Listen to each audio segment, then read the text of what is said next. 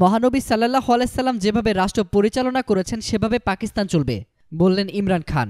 পাকিস্তানের নির্বাচনে সংখ্যাগরিষ্ঠতা পাওয়া তেহরিকে ইনসাফ পার্টির চেয়ারম্যান ইমরান খান বলেছেন, নবী মোহাম্মদ সাল্লাল্লাহু আলাইহি সাল্লাম হলেন আমার অনুপ্রেরণা।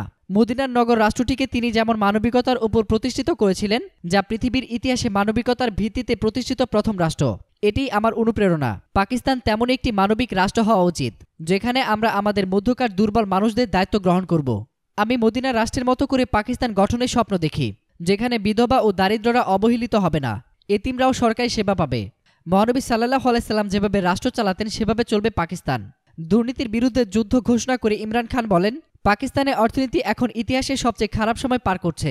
এত বেশি ঋণ কখনো পাকিস্তানে ছিল না। দুর্নীতির কারণে প্রবাসীরা দেশের মাটিতে বিনিয়োগ করছে না, ফলে চাকরি পাচ্ছে না তরুণরা। এর সমাধান করতে হবে। দুর্নীতি বন্ধে প্রতিষ্ঠানগুলিকে শক্তিশালী করা হবে।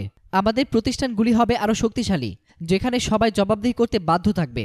সবার আগে আমার, তারপর মন্ত্রী ও অধ্যস্তন কর্মকর্তাদের জবাবদিহি করা হবে। আমরা আজ অন্য দেশগুলোর চেয়ে পিছিয়ে আছি, কেননা এখানে ক্ষমতাসীন ও সাধারণ নাগরিকদের জন্য পৃথক ব্যবস্থা বিদ্যমান।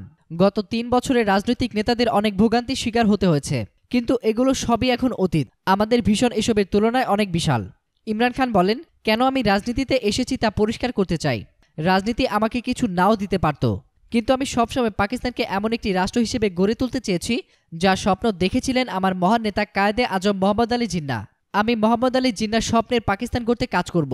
আমি বিশেষ করে বেলুচিস্তানের মানুষদের সাধুবাদ জানাতে চাই। ভয়াবহ সহিংসতা ও মর্মান্তিক ভোগান্তির শিকার হওয়ার পরেও তারা তাকে ভোট দিয়েছেন। গোটা দেশের পক্ষ থেকে আমি তাদের সাধুবাদ জানাতে চাই। এই নির্বাচনের জন্য অনেক মানুষ ত্যাগ স্বীকার করেছে। পাশাপাশি নিরাপত্তা বাহিনীকেও আমি ধন্যবাদ দিতে চাই। ইমরান খান বলেন, আমি পুরো পাকিস্তানকে ঐক্যবদ্ধ রাখব। আইন ধনী গরিব সবার জন্য সমানভাবে কাজ করবে।